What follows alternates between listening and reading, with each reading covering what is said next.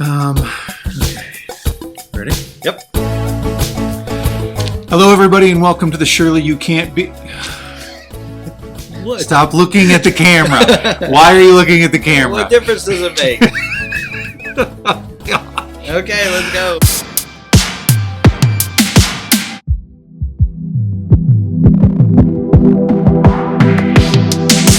Hey everybody, this is Jason from the Surely You Can't Be Serious podcast, and today we are starting our new video channel on YouTube where we discuss the episodes of Stranger Things. Yeah, we're covering all the songs in this episode. That's going to be Can't Seem to Make You Mine by The Seeds, She Has Funny Cars by Jefferson Airplane, I Shall Not Care by Pearls Before Swine, Jenny May by Trader Horn, Every Little Bit by Jackie James and Ian Curran Now, White Rabbit, also by Jefferson Airplane, and then, of course, Africa by Toto. Africa.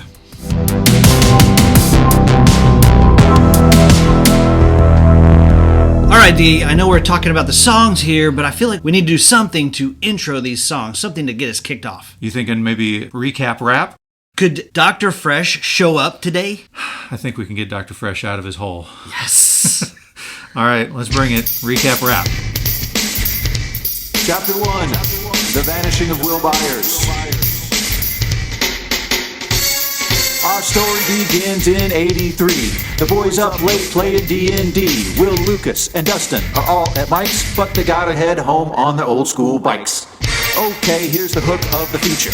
Will is snatched by some mystery creature. Next day, Mama Joyce calls the local copper, a big old boy named Chief Jim Hopper. The search is on, but it's the worst she fears. Brother Jonathan is shedding tears. Will is gone, and the guilt he bears. Hold up, one kid missing and another appears. The new one's a girl named yet unknown, tattoo, shaved head, and a psych ward gown. A psych ward gown. Benny catches our girl stealing some fries. We can't get her to talk no matter what he tries. Except one clue that she is given. Her name ain't a name, her name's 11. Meanwhile, Nancy, Mike's older sister, is smooching upstairs with her brand new Mr. Steve Harrington. Steve Harrington. An agent appears and Benny gets killed, but they can't stop 11. This girl is skilled. The boys go searching out in the rain, and suddenly they find their friend. No, wait, it's a girl, not their buddy Will. What's her name? Don't know. Let's call her L. Let's call her L. Okay, everybody, we are back for the Surely You Can't Be Serious podcast. We are recording not only audio, but we're recording video today because we're going to start the YouTube channel officially. And if you are joining us for the first time on video, go check out our podcast. You can find us by searching up Surely You Can't Be Serious podcast on whatever your favorite podcasting platform is. Let's talk Stranger Things. Are you ready to do this or what? Let us jump in and talk about Stranger Things music. For everybody who is used to us talking about movies, we're not going to be talking about the episodes other than to tell you where you can find this piece of music in the particular episode. We'll have discussions about the awesomeness of Stranger Things later on, but today we're talking music. Guys, if this is your first time to join us, we are super excited to jump into all of the songs behind the Stranger Things episodes. We will be talking about suicides, we will be talking about serial killers, we will be talking about LSD, we'll be talking about all kinds of crazy things, and it's literally nothing to do with the show itself. These are the stories of the bands and the musicians behind the music. So this series of episodes is going to be killer. That doesn't even include a crazy hang gliding accident and an attempt to poison the President of the United States. It's going to be amazing. The stories behind these songs are crazy. Crazy. And if you are listening to us for the first time on YouTube and you want to subscribe to the podcast, we will put a link for you down below. Okay, so we are jumping in November 6th, 1983. This is season 1, episode 1 of Stranger Things. And interestingly enough, when we started looking at this, I didn't get a whole lot of 80s music. I was surprised. I was like, okay, wait a minute, what? So I'm going to take you back because we've got songs from the 60s, but I'm going to take you further back. I'm going to take you back to the 50s. Okay. I'm not going to take you back to the 1950s. I'm going to take you back to the 1850s. What? I'm going to blow your mind here, my friend. Okay, now listen, for those of you who are on YouTube and don't know Dee very well yet, Dee likes to chase and follow down rabbit holes. He is the White Rabbit. Yes. Do you remember The Matrix? That's the very first scene with Neo. Follow the White Rabbit. You got the girl with the tattoo. Important. It is. But before I get to that, let me tell you about 1853. This guy, who's a photographer, his name is Charles Lutridge Dodson. He's out taking some pictures of a church. And this is the 1850s. So these little girls see him and they're fascinated by a camera. I mean, nobody's seen cameras back then. This is an incredible thing. So they go over and they start talking to him and he befriends them. This 20-something-year-old man and these 11, 10, 12-year-old girls. Okay. And he becomes friends with their family, and he starts taking photographs of the girls. He just happens to have clothes and costumes for kids at his studio. Yes, I know it sounds a little weird. Okay. And he stays friends with the family. Fast forward a few years to 1862. He and the girls are on a boat ride together. They're going from Oxford to Godspell. Okay. And the girls are bored. And so he makes up a story. And he uses one of the little girls as the character in the story. Her name is Alice Liddell. And she's so impressed with the story, little 10-year-old Alice, that she encourages him to write it down. And so what Charles Lutridge Dodson does is he takes his first two names and he rearranges the letters to create a new name. And that new name is Lewis Carroll. And the little girl, Alice, becomes Alice in Wonderland. You're blowing my mind already. We're 10 minutes in, you're blowing my mind. And we haven't even gotten to the 20th century yet. I know, right? Okay, well, let's jump forward to the 20th century, 1953, May. Author named Aldous Huxley. Have you heard of him before? No. Never heard of Aldous Huxley. So he's got a book called Aldous is a he, yes. Okay. He's got a book called Brave New World. It's kind of a dystopian future book. Okay. But he's got another book that you probably have heard of. It's called The Doors of Perception. You think you've heard of that before? Sounds familiar. Okay, we may touch on that here in just a little bit. Okay. So in 53, he comes across this guy, the scientist named Humphrey Osmond, who has been doing tests with hallucinogenic chemicals found in peyote. And so Aldous Huxley corresponds with him. They get together. He takes some of the mescaline from the peyote and has a hallucinogenic experience, which he then writes about in this book called The Doors of Perception. Humphrey Osmond, by the way, is the guy who first used the word psychedelic to describe the feeling that you get when you take these drugs. Okay. And Aldous Huxley was the first one to use the word in print. And The Doors of Perception later inspired a band to take their name, and that band was The Doors. So, psychedelic becomes very important in the 60s, and there's an entire movement of music called psychedelic rock. Uh-huh. And for the first several songs that we have on Stranger Things, it's psychedelic rock. It is, that's for sure. Yes. By the way, for the record, the only man that I have ever heard of with the name Alice is Alice Cooper. School's out for summer, my friend. I said Aldous. Oh. Aldous Huxley. Okay. All right. How'd you get right here? Well, What the? I just had to look. I look, and we've been talking to each other for years now, and I can talk to you like this, really up close and personal, because you don't have nose hair. Thank you. Are you using anything in particular? Actually, I have this great product by Manscaped. It's called the Weed Whacker. Ah, yes. Turn it on, you stick it up in your little nostrils, cuts all the nose hairs, gets rid of them. I didn't know Manscaped had stuff for your nose. Manscaped's got stuff for your nose, it's got stuff for your balls, it's great stuff. Balls. Balls. Exactly, yes. That's actually what I use my Manscaped stuff for. It's good for trimming down there, but they also have products for smelling good down there. They have products to make sure that you get the right length. Honestly, I use the Manscaped stuff on my face too. Hey, listen, these guys You're not have... gonna make any comment about the fact that I use Manscaped stuff on my balls and my face? That explains a lot of things, actually.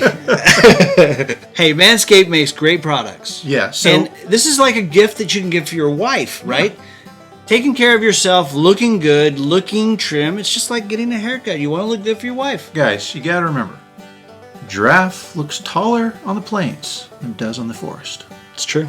Trim it up down there, man. Yeah. Do your loved one a favor. And as a special treat for listeners of our show, when you go to manscaped.com and you find what you want, if you just put in the promo code SIRIUS20, then you will get 20% off of whatever you order, which can be a sizable savings on some of the stuff that they have. But let me say, all worth it. Run, don't walk. Get these products today. Whack it. Whack it. Okay, so we're going to go track by track through this episode as the music appears. Except the very first song that you're going to hear is actually the theme of Stranger Things, which was composed by Kyle Dixon and Michael Stein. And we will talk about that song, but not today. There are far too many songs in this episode. We'll talk about those guys. We'll talk about the music supervisor, Nora Felder, later on. But today we've got so much music to cover that we have to just dive in to the first song, first needle drop, if you will, the diegetic music. First song out of the gate, Can't Seem to Make You Mine. Okay, so this song is by The Seeds off of their debut album, which was also called The Seeds. At this point, they're garage rock. They would eventually become psychedelic rock, but this one is still more in the garage rock realm. This song pops up in the episode at 16 minutes and 13 seconds when Hopper arrives at the police station and everybody is busting his balls. You know what mornings are for, D, right? Coffee and contemplation. There's a kidnapped child. Coffee and contemplation. Yeah.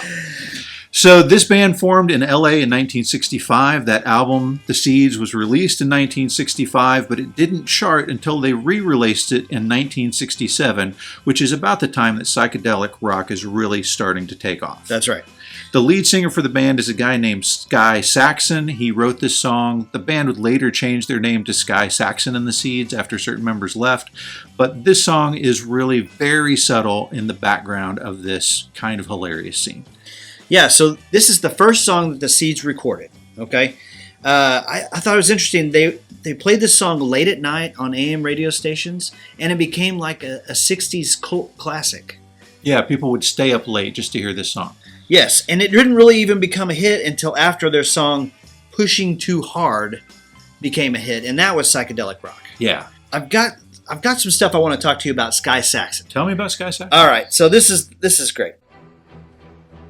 So the lead singer of the Seeds is this guy named Sky Saxon, right?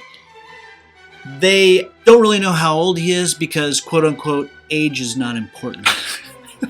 So in 1973, he becomes a member of this religious group called the Source Family Religious Group, okay? Yeah. And it started by this guy named Father Yod, okay? Okay. He also went by the name Yehovah.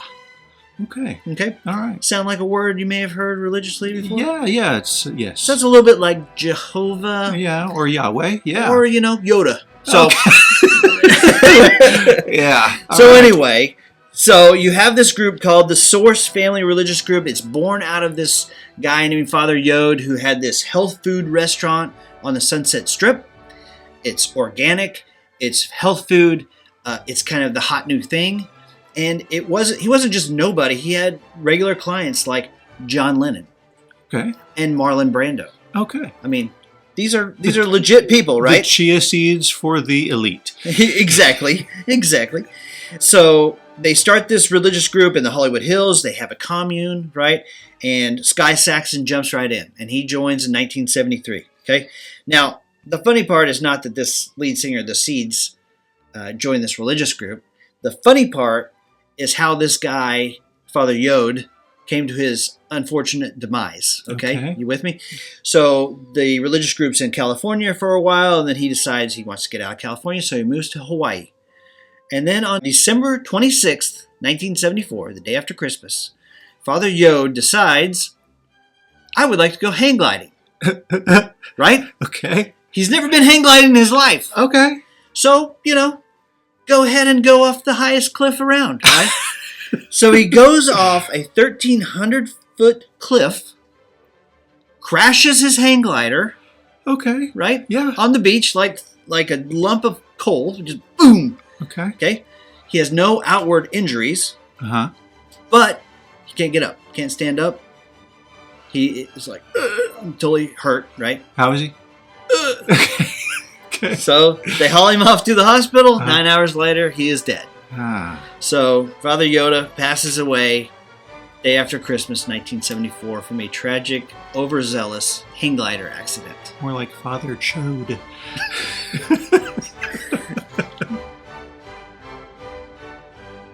Yes. All right, let's keep rolling. Song number 2 that we get to introduce a band that will be very important a little bit later on, okay?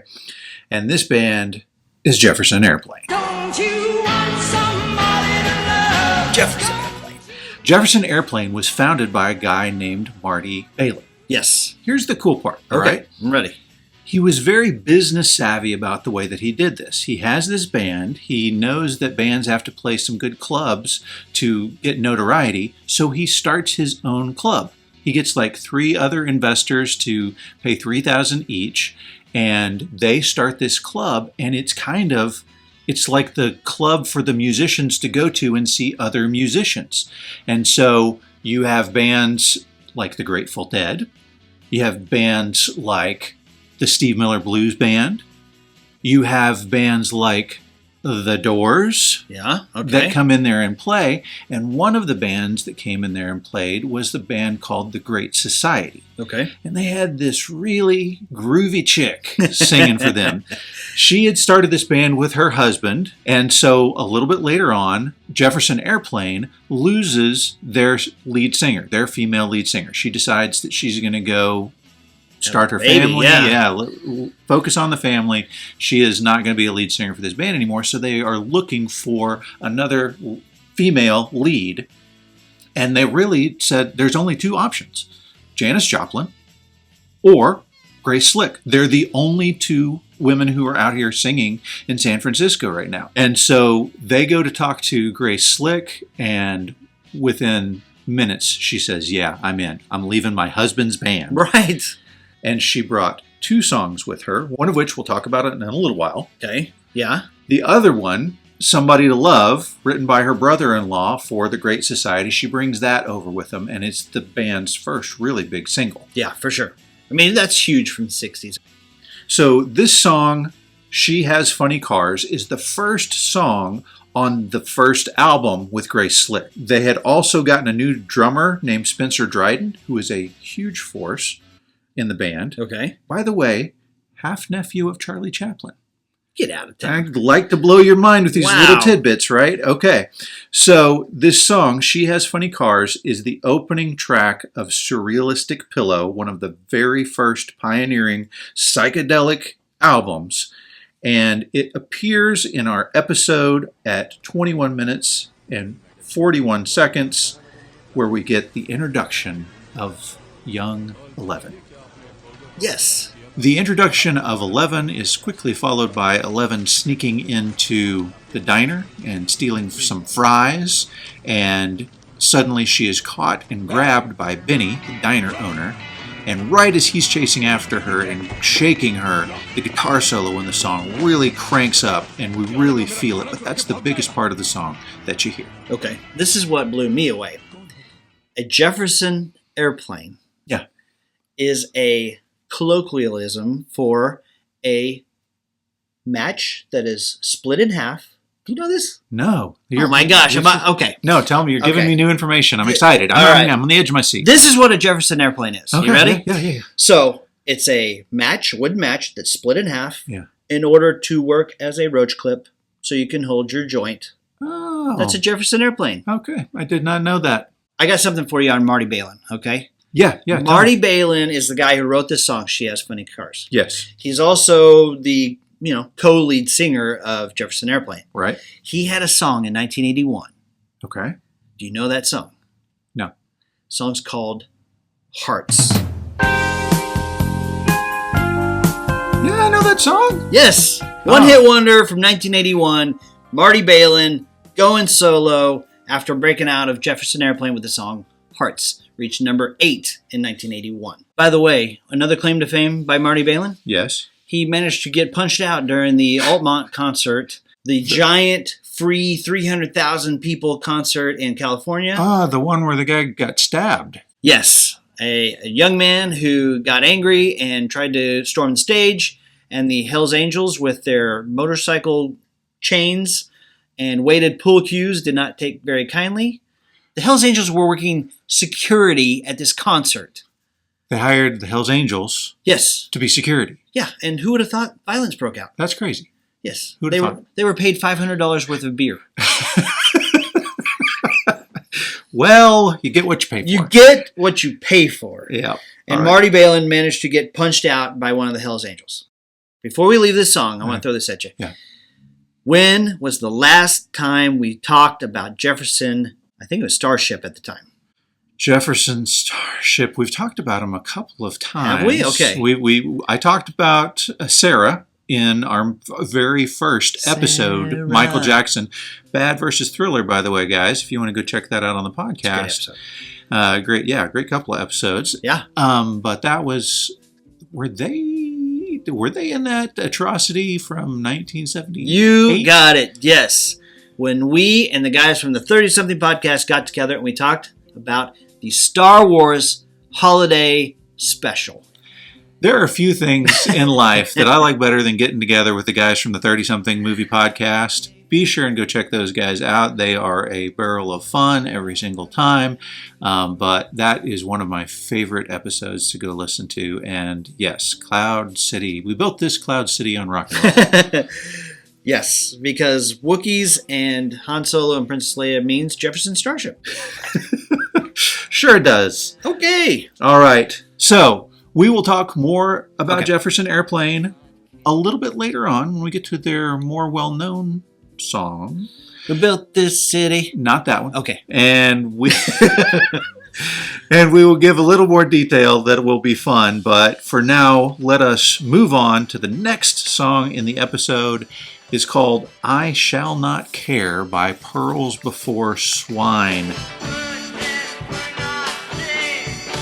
This one appears at 26 minutes and 48 seconds into the episode, where Benny is grilling a burger and grilling young Eleven, trying to get her to answer some questions, but she has remained totally silent up until this point, giving them both the grill action.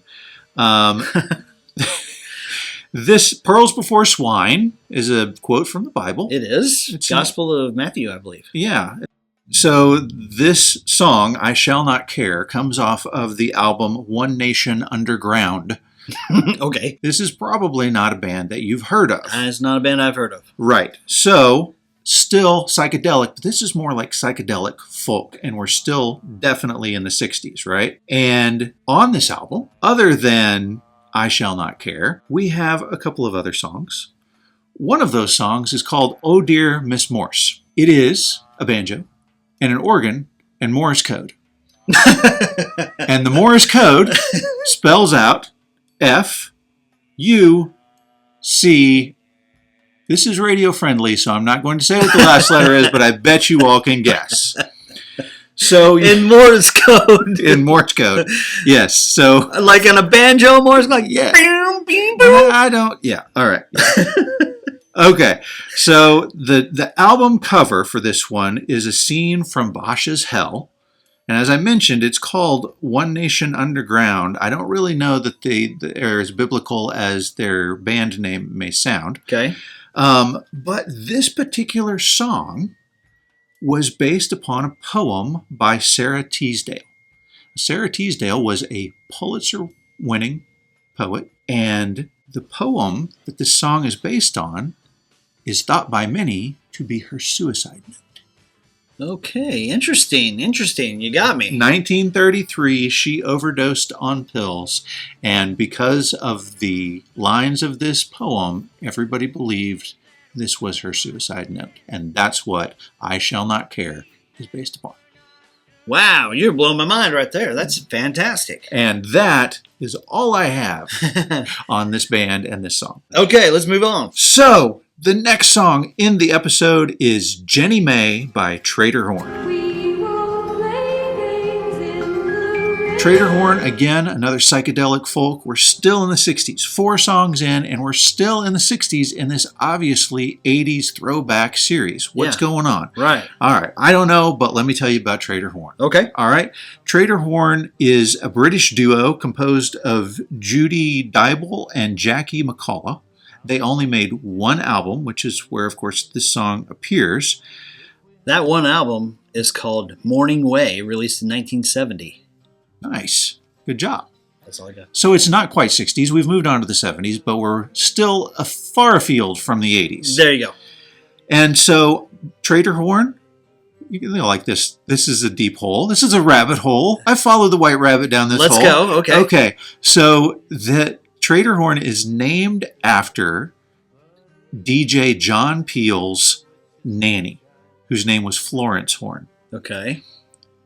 Do you remember who DJ John Peel is? No. We talked about him when we did our Def Leppard episode. What? He was a DJ in the UK that was very popular and at the time was very into punk and new wave, but he thought Def Leppard was great, and so he played their EP over and over again and is probably a key to them becoming famous. Wow. So his nanny, it's the Horn, and there was also an actual explorer named Trader Horn who used to go, he went down to Africa and tried to free slaves and a princess that was being held captive. It's very Secondhand Lions swashbuckling stuff. Sounds like Mario. Yeah.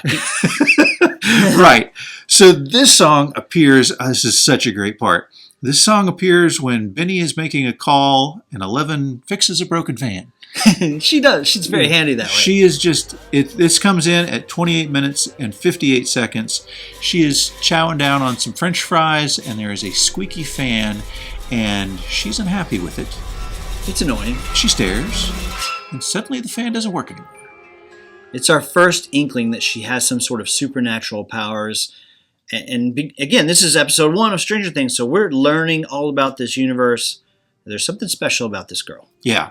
And at this point, when the fan does stop in the song Jenny May, it cranks up this haunting verse that Judy Dybel is singing. And it's very creepy and beautiful at the same time. Very impactful moment just from this pretty well unknown song from a very unknown band, right? So I looked a little bit. They were making their way. They toured with Humble Pie and Yes and Genesis. They set up a music festival to launch the band. They had made their album, and then just before the music festival was about to happen, Judy Dybel quit the band. Okay. And she went to go make music with her husband, and they did that for a little while, and just 3 years later, she retired from music. Didn't sing another beautiful haunting thing again for over 3 decades. And then she came back out in 2004. What? Yeah. So she had several releases since 2004. She just passed away a couple years ago in 2020. And some of those old Trader Horn songs have grown in popularity over the years. The singles are considered by some to be collector's items at this point. Okay. Blow my mind. Okay. So we're 4 songs in and we still haven't hit the 80s. What's the deal? I don't know, but what we have now is young Nancy in her room getting ready to study. Steve, the tool at this time, Yes. is sneaking up the fire escape, and we hear Nancy listening to the song that sounds very 80s. It's called Every Little Bit by Jackie James and Ian Curnow. I believe the time is right. The only problem is it was made in the 21st century. What? So this scene pops up at 38 minutes and 9 seconds, and we're well over the halfway mark, and just now hearing an 80s sounding song, it sounds like Madonna almost, but it's not. It is this new song by Jackie James and Ian Curnow. You got any info on it? Okay, so here's what I got on this, okay? Yeah. So when you and I were talking about this, we agreed to us it sounded like Madonna. Yeah. When I was doing some research, I found a bunch of people who said, a bunch of UK and European people who said, it sounds like Kylie Minogue.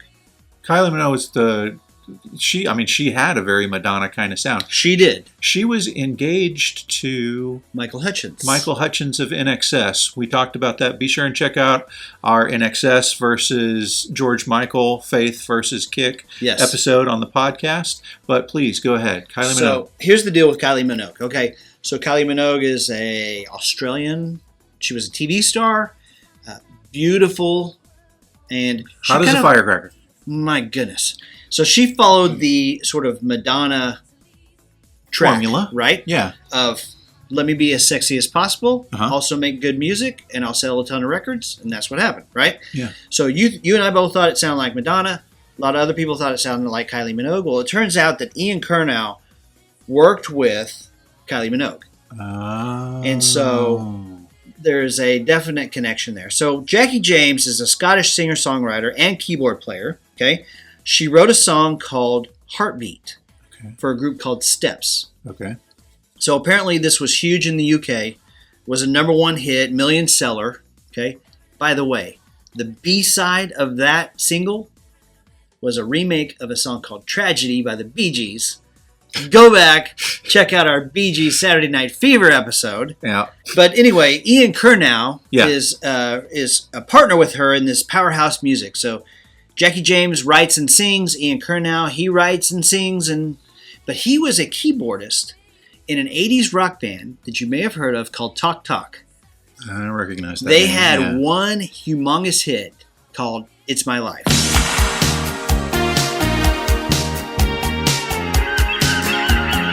Oh, yeah. Yes. 1984, big hit, It's My Life. Gwen Stefani actually redid it, and it became Yeah. a hit again. Yes. So Ian Curnow, keyboardist for Talk Talk. Nice. Okay? Good. Okay, back to Jackie James for a second. Okay. Okay, so Jackie James has written songs for Kylie Minogue, Okay. super hot. Jennifer Lopez, Okay.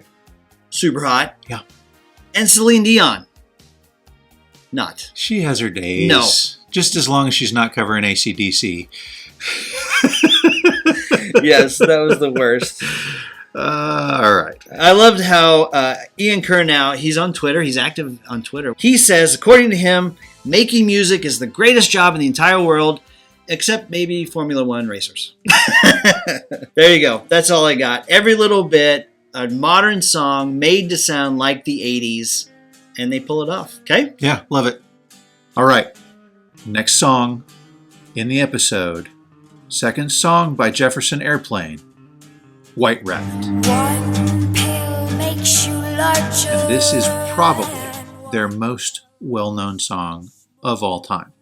I would have told you, had I not gone back and looked at it like I did, that this was like one of those epically long songs. It's less than 3 minutes long. Really? Yeah. Okay. Okay. So we talked about Alice in Wonderland. We talked about Aldous Huxley and the Doors of Perception. We talked about the idea of psychedelic and psychedelic rock and how Aldous Huxley took this mescaline with Humphrey Osmond and had this hallucinogenic experience. So, part of the hallucinogenic movement of this time was this new drug that had been discovered called lysergic acid dithalamide, better known as LSD. Now, how does that relate to this song? First, I mentioned earlier that Grace Slick had written this song while she was still with the Great Society. Well, she had decided to try LSD, and this song was written as she was coming down off of that high. Wow. And you sent me something as far as the first lyrics in this song go that really drive that point home. Yes. Yes. So in the lyrics it says, one pill makes you larger, one makes you small, and the one that mother gives you don't do anything at all. Okay? Yeah. Larger, small, don't. LSD. I love it. I would have never gotten there, and that is fantastic information. Love it. Thank you. So, of course, this song is completely based on Alice in Wonderland by Lewis Carroll that we talked about Completely. earlier. And some people even think, oh, did Lewis Carroll, like, drop acid No, it hadn't been invented for like 50 years later. It was not going to be around. And he was a deacon at an Anglican church there. He wasn't doing drugs, right? Okay, he just wasn't. All right. Okay. He's taking photographs of little girls, but he was not doing drugs. Okay. But once LSD was discovered, they started using it for medicinal purposes. They tested it with military, tested it with the FBI. They used it to try to cure certain things. I mean, it was treated as a drug, but the psychedelic effects soon found their home in the counterculture that was going on in the 60s. And one of the guys that was pushing hard for his students at Harvard to try the drug was a guy named Timothy Leary. Yeah, I've heard of this guy. Yeah, so he became enemy number one as far as Richard Nixon was concerned, which brings us to another interesting story that we'll tell in just a minute. Okay. But because Richard Nixon decided that this lysergic acid dithalamide was bad stuff, he enacted the Controlled Substances Act 30-something years ago, and all experimentation and scientific research on the drug stopped. Until recently. And they've started doing stuff with it again, using it in microdose forms, and it has actually been effective in curing things like ADHD and depression and other mental illnesses. So I don't know that that's what everybody was using it for back then, but it's just an interesting history on this particular drug. So you're telling me hyperactive kids, if they get a little bit of this and they start watching the walls melt and stuff happen, that They chill out. it makes Chill sense. the heck out. It makes total sense. So this song was written in December of 1965 by Grace Slick. Yeah. It was released June 24th, 1967. She wrote it on a piano that she bought for about $50, right? Okay. It was missing keys Yep. in the upper register. Yeah. She said it didn't matter because she could hear it in her head, It's awesome. right? Yeah. It's like parents thought that this is like encouraging children to do drugs. She wrote it as a slap at parents for reading us these stories like Alice in Wonderland and Peter Pan, who sprinkles magic white dust on everything to make everything better. It's sort of accusatory towards parents, Right? which I thought was super interesting. Marty Balin calls this Grace Slick's masterpiece. It absolutely is. It is. Let me just talk for a minute about the makeup of the song itself. We haven't talked actual music stuff, so I'm going to nerd music on you for just a minute, Okay. and then we can get back to just how awesome this song is. Oh boy. Okay. So there's a piece called Bolero by a composer named Ravel. yes. If you listen to it, I've seen that Bo Derek movie. that's...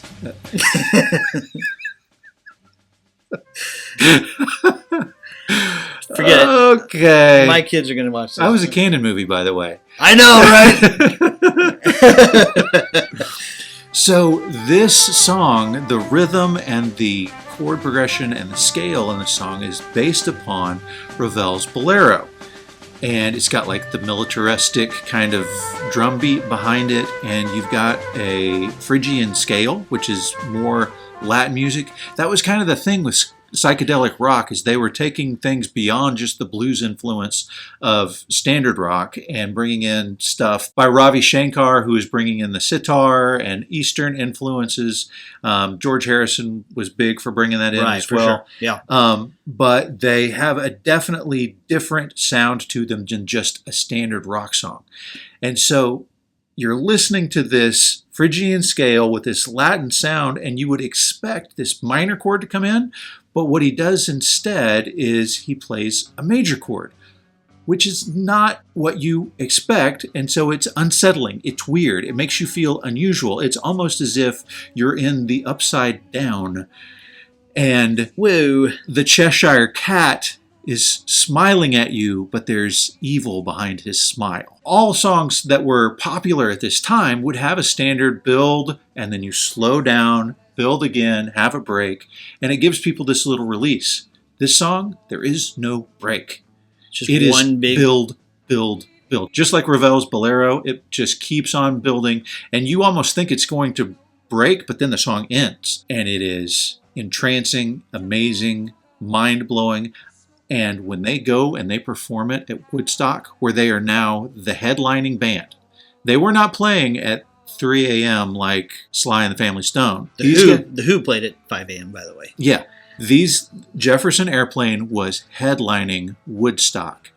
And you can go watch the video on this. And I told you, after I listened to it, hair on my neck and arms were standing up. And I was like holding back the tears. It is incredible what she does with her voice in this song. Incredible. Grace Slick. I think I failed to mention that this song comes in this episode at 38 minutes and 50 seconds in a little part I like to call Ice Cream and Guns.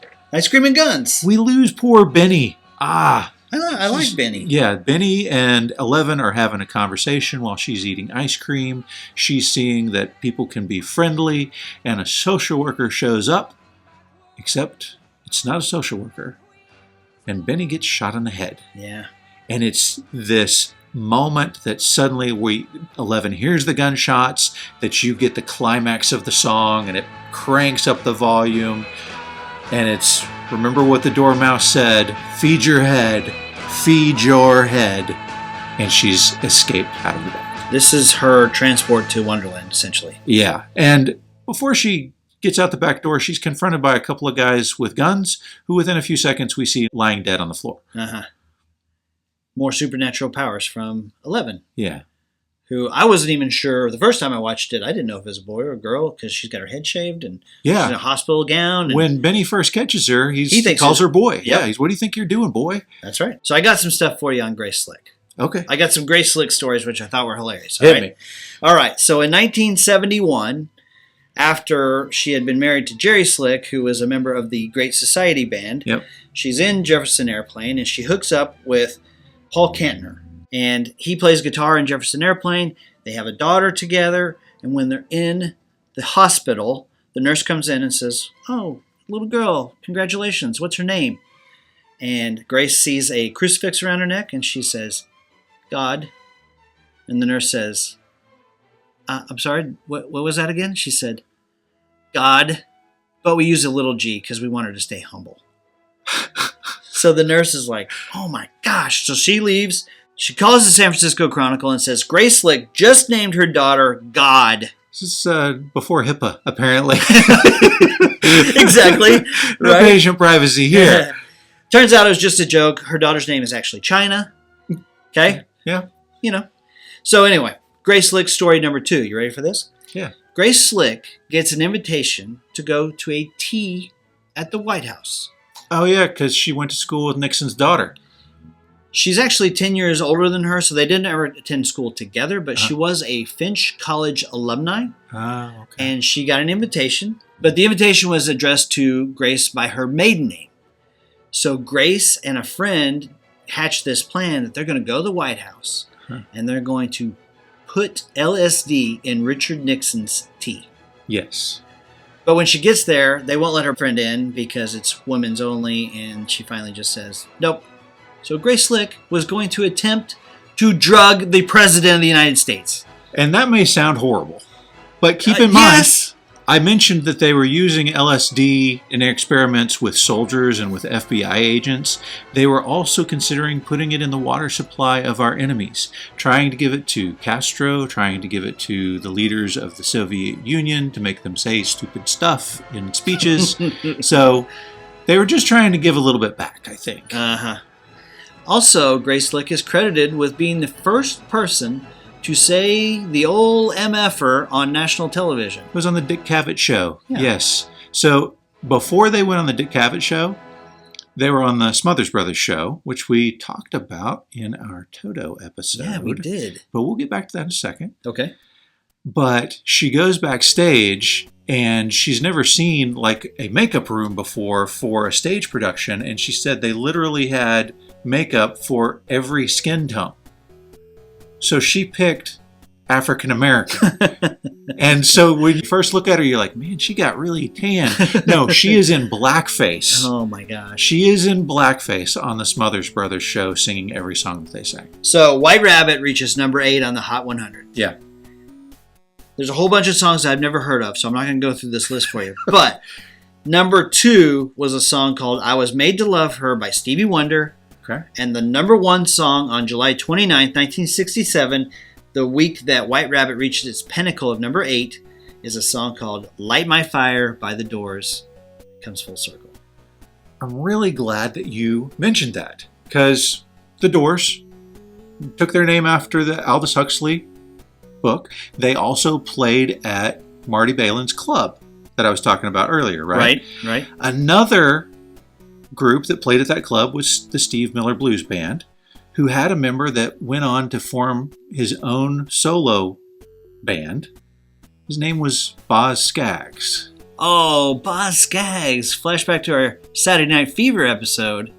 And the guys who played as his backing band when he toured would go on to form the band Toto, who give us our next song, the first actual 80s song in the episode, last song on the list. It comes in at 41 minutes and 10 seconds when Nancy and Steve are studying. Yeah.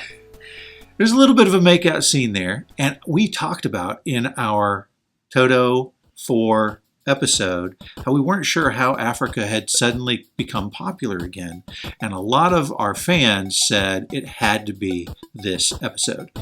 I don't know that I can argue against them, because it's right around that time that this song really took off again. Over 1 billion downloads of this song. Now, we have covered the song in detail, and Toto in detail, on our Toto 4 podcast episode. And so what we're going to do, because we don't want to try to capture lightning in a bottle, we want to just throw it back and let you guys listen to that here. So for this song, they had Sony come in and help program the keyboards that Steve Porcaro is playing, right? Okay. So the marimbas that you hear are that Sony programmed keyboard marimba sound. Before they even get there, they say, we got to have this perfect beat. So they record an entire tape of just Jeff Porcaro and Lenny Castro playing the drums over and over, same drum beat over and over and over and over and over and over. Right. And once they've done it for a full tape, whatever that might be, they take one measure. They listen to it all and they find the one measure that's perfect, and they put that on loop. That's the one right there. This one right here. This one right here. And now keep in mind, this is before computer recording. So when we say on loop, that means that they took the tape, they took that one measure, cut the tape out, then put it on the tape recorder, ran it around a mic stand, around a chair, around another mic stand, and onto the next part of the recorder, so that the tape would just rotate in a circle. And that is the way that you have this perfectly synchronized, incredible drum sound for the entire song. Once they got that loop that they liked, David Page laid down the pianos, one take. But they build off of it. You know, this is a pyramid song. It is. Starting with the drums, and then we're introducing the keyboards, and then we're introducing the vocal. And let's talk about how the song was conceived, right? Okay, sure. So David Page wrote this song about Africa. Yes. He'd never been to Africa. Never been there. Went years. Like, I don't think it was like 21st century before he ultimately got to go to Africa. Right. And they're like, hey, this is such a wonderful song. When did you come to Africa? And he's like, actually, this is my first time. How's everybody doing? Good to see you. Yeah, I mean, he went to a Catholic school and he had learned about missionaries. Yeah. And had a subscription in National Geographic. You guys can remember in the 80s when the UNICEF commercials would come on and they would tell you, these children in Africa need your help, right? Well, he talked about how when he was a kid, those missionaries would come and talk to at his school, and they would talk about how they blessed everything, which I don't really understand. It may be a difference between a Catholic and Protestant thing, but they would bless food, they would bless experiences, and when it rained, they would bless the rain. And that's how you get that line, I bless the rain down in Africa. But man, it's a fantastic line. Doesn't matter, it sounds so wonderful.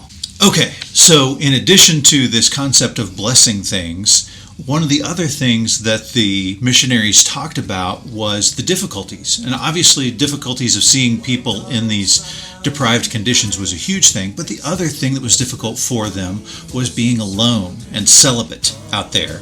And so this song is about a guy who's waiting for a girl to arrive to meet her, right? Yeah. Her plane is coming in, right? And he's 12:30 flight. 12:30 flight. Ready to meet her. And so that's the underlying story of the song. Now then, keep in mind, particularly after hearing the song Waiting for Your Love, Steve Lukather said this is the worst song on the album. Yeah. If this is a hit, I'll run naked down Hollywood Boulevard. So what they would say to each other whenever they didn't want a song on the album is they would say, maybe you should save this for your solo album.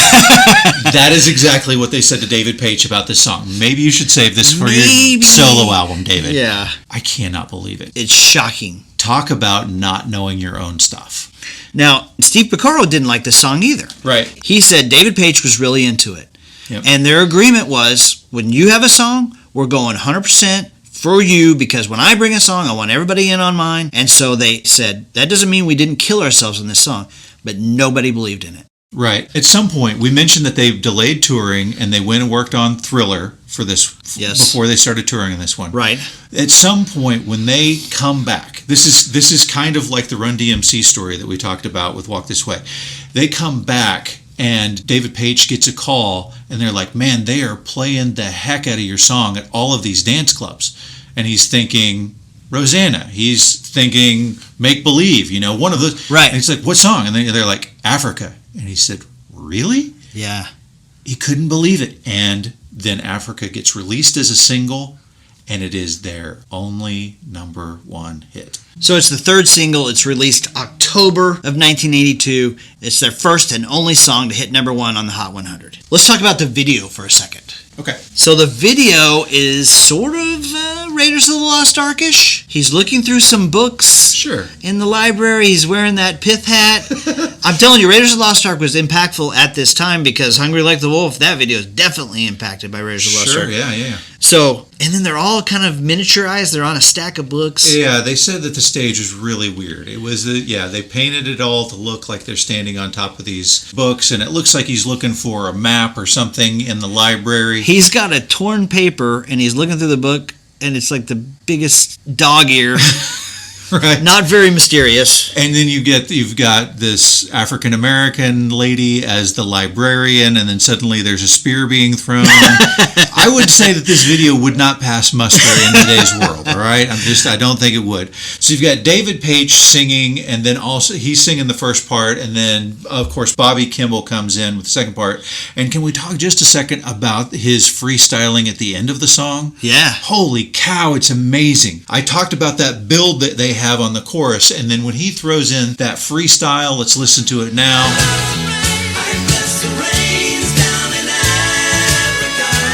I'm stealing your info here. That's okay. Go because ahead. we talk, and this is so I'm going to steal. You said that Bobby Kimball has an amazing voice, but just not all the time. Right. And so if you watch the live show, it's a little cringy. Yeah. You're like, a little hit and miss. You're missing here. Yeah. But when he would hit, it was so good. So these being studio musicians, they knew how to go, do it again. Ah, there we go. That's the one. That word. That's the one. That word. Yep, that's the one we need. And man, they wove it together in an amazing tapestry. And to bring it full circle, I love this. Yes. Joe Porcaro, the guy who said to David Paich, you need to meet my son Jeff. Yes. He's playing the marimbas in the chorus of the song.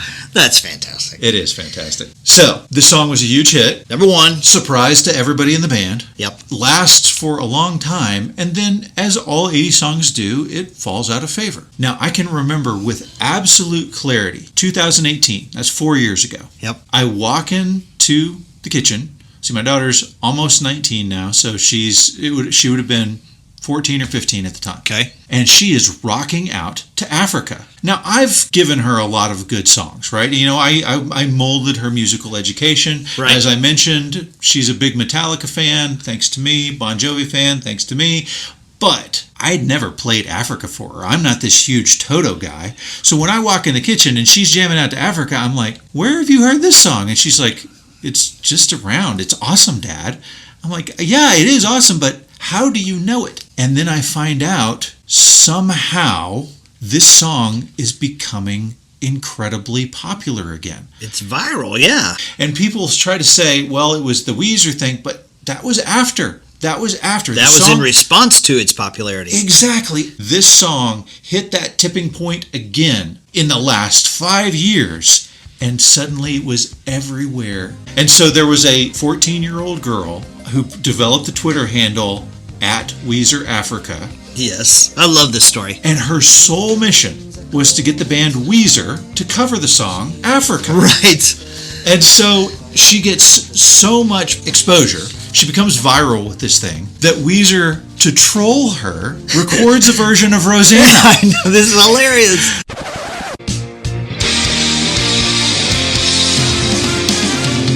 Meet you all the way. Meet you. And then they're like, oh, we got the wrong song. I'm so So close sorry. and yet Oh, so man. far. And Rosanna ends up doing very well for them. Uh-huh. And so finally they're like, well, crap, maybe we should record. And sure enough, it becomes their biggest hit in like 10 years or something like that. They hadn't had a hit since the early 2000s, and suddenly their version of Africa is hitting the charts. You know who plays the lead singer in the video? Our best friend, Mr. Weird Al Yankovic. Such a fantastic video. So they take the Weezer concept, that blue back screen. Was it the sweater song? I think it was the sweater song. Okay. And so they recreate that exact play of the video, except that it's Weird Al doing the lead singing in the song. It's great. Hey, there is some sort of sound installation device in the Namib. Namib? I, like David Page, have never been to Africa. So the Namib Desert Yes. that plays Africa on loop infinitum, just again and again and again. And it's solar powered. Out in there in the middle of the desert, there's middle of the playing desert. Africa by Toto. So all of humanity is going to cease to exist, and the recording of Africa will live forever. Yes. That's great. The aliens, when they come, will be like, well, I don't know Bless about the civilization, but they knew what was good music. One of the best songs of the 80s, Spike in the Football. It's one of the best. Absolutely. Okay, we hope you guys loved that take. Be sure and check out the full episode. Before we go, though, I got one more thing to say. Okay. I mentioned a club that Marty Balin founded in order to launch Jefferson Airplane. Yes. I mentioned that other bands like The Doors, The Grateful Dead, the Steve Miller Blues Band, Boz Scaggs all played there. I didn't mention the name of the club. Okay. It was called The Matrix. Get out of here. That is mind-blowing right there. So we know that The Matrix starts off with the White Rabbit. We know that it is largely influenced by Alice in Wonderland. We, after watching episode 1, season 1 of Stranger Things, can also see the tie-ins here. I mean, Will Byers is Alice.